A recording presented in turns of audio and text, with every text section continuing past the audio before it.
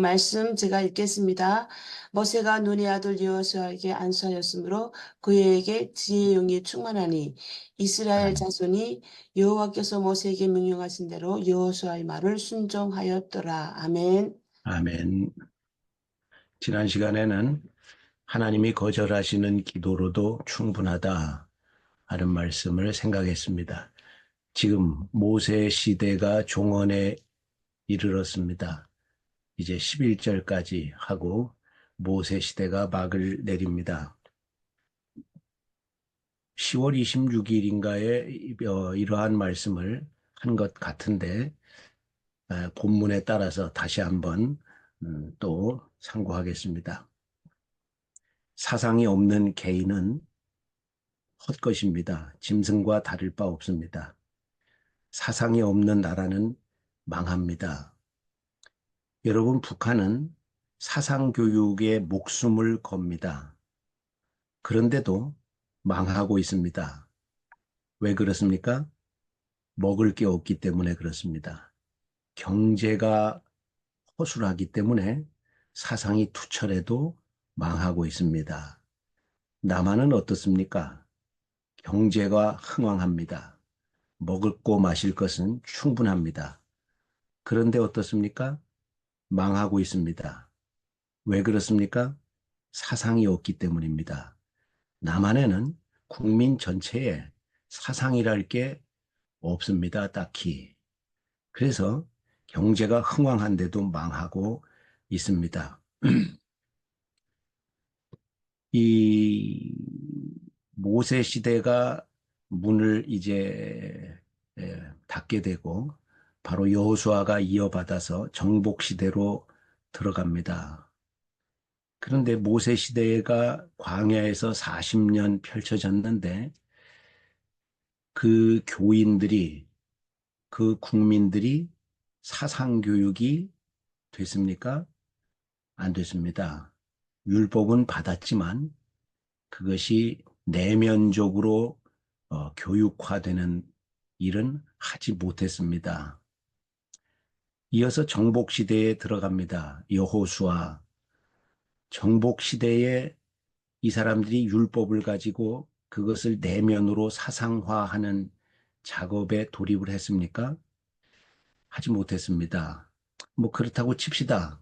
뭐 거기까지는 이해가 조금 됩니다. 왜냐하면 이건 뭐 순 전투하는 기간이었으니까. 모세 시대는 광야에 흩어져 가지고 오늘날과 같이 뭐 방송이 있는 것도 아니고 인터넷이 있는 것도 아니고 뭐 어디 정주해 가지고 교육을 할 수 있는 것도 아니고 그러니까 뭐 그때는 그랬다고 치십시다. 정복 시대는 전투하는 기간이었으니까 뭐 그것도 백부양부해서 그랬다고 치십시다. 사실은 그랬으면 안 되죠. 그러면 그 이후에 정복을 거의 완료하고 사사시대에 들어갑니다. 사사시대도 수백 년을 끌었는데 그때는 정말로 철저하게 온 국민, 온 교인들을 율법과 애국관으로 투철하게 사상화할 수 있는 시대였습니다. 그러한 상황이었습니다. 그런데 그게 가능했습니까? 그게 성공했습니까? 전혀 하지 못했습니다.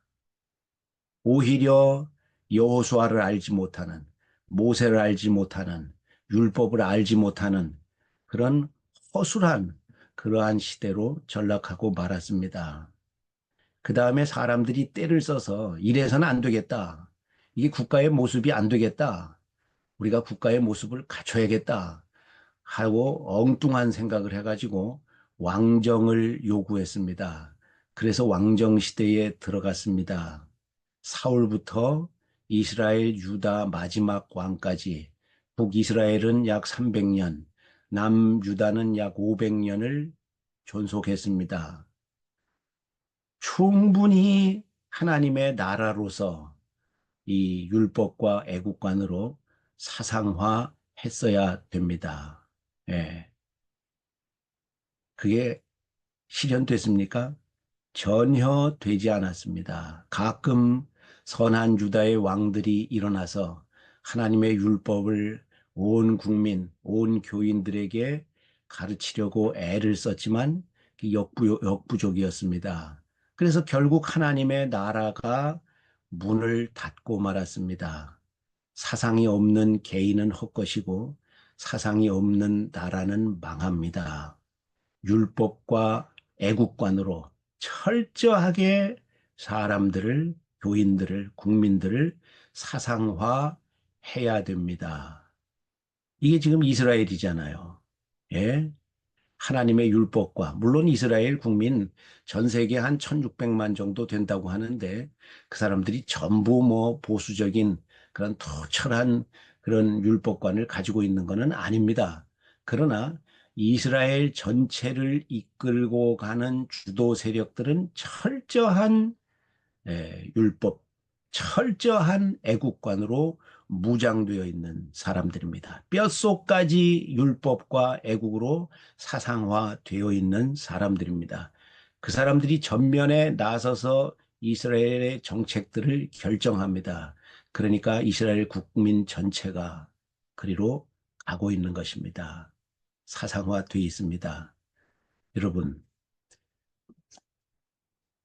우리 대한민국도 이래야 됩니다. 대한민국에 특별히 우리 기독교회가 이래야 됩니다. 우리가 교회만 왔다 갔다 하는 그런 사람 키워내서는 안 됩니다. 물론 교회 왔다 갔다 해서 천국에까지 가면 좋죠. 뭐 그런 사람 키워내야 됩니다. 그런데 우리 한국교회의 실상을 보면 말이죠. 우리 한국 국가와 비슷합니다. 국적은 한국인인데 이게 사상화가 안 돼 있습니다. 북한 사람들하고 철저하게 주체 사상으로 무장된 북한 사람들하고 이론으로 붙으면 이거 대한민국 사람들이 이기겠습니까? 뭐 요즘 북한 사람들이 뭐 먹고 사는 게 힘드니까 주체 사상이 뭐냐, 김정은이 뭐냐, 뭐 이렇게 하고 있지만 그래도 뼛속까지 사상화돼 있는 북한 사람들하고 붙으면은 한국 군인들 덩치와 무기 때문에 이기는 거지 정신적으로는 이거 감당할 수 없을 겁니다. 예, 예. 우리 대한민국 국적은 가졌지만 이게 뭐 전혀 사상화가 돼 있지 않은 이러한 국민들입니다. 이 나라가 참 위태롭습니다. 위태롭습니다. 예.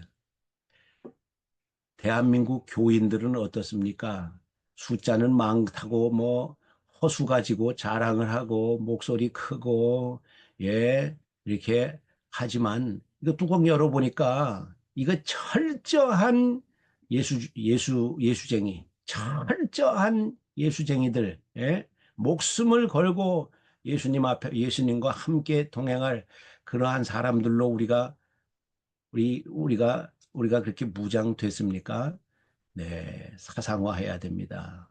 하나님의 말씀, 더 구체적으로는 하나님의 율법으로 철저하게 사상화해야 됩니다. 그리고 애국화해야 됩니다.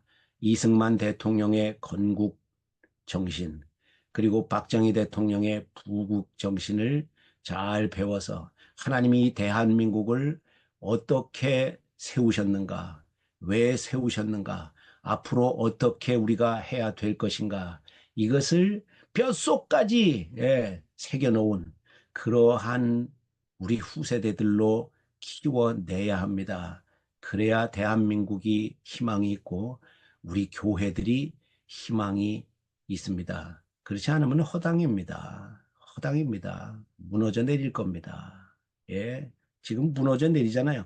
대한민국에 한 줌밖에 안 되는 이 막시즘 주사파를 추종하는 인간들이 지금 대한민국 전역을 막 어지럽게 하고 어떻게 손을 쓸 수 없게 만들잖아요. 예. 이것들이 지금까지 뭐 소리를 질렀습니까? 이것들이? 예, 지난 수십 년간 음지에서 그냥 숨죽이고 자기 분야에 투철하게 헌신했습니다. 그래서 지금 막 드러나고 있는 겁니다. 근데 나라가 감당을 못 하잖아요. 이 자유민주주의 대한민국 기독교 국가가 감당을 못 합니다. 왜요? 저것들은 새빨간 사상가들이니까. 예, 예. 우리 대한민국 교회에서만이라도 하나님의 율법 말씀과 애국관으로 철저한 사상가들을 만들어내십시다. 가정에서부터, 그리고 교회에서, 그리고 사회 교육으로, 예, 그렇게 해야 됩니다. 이거 우리가 만들어내야 됩니다.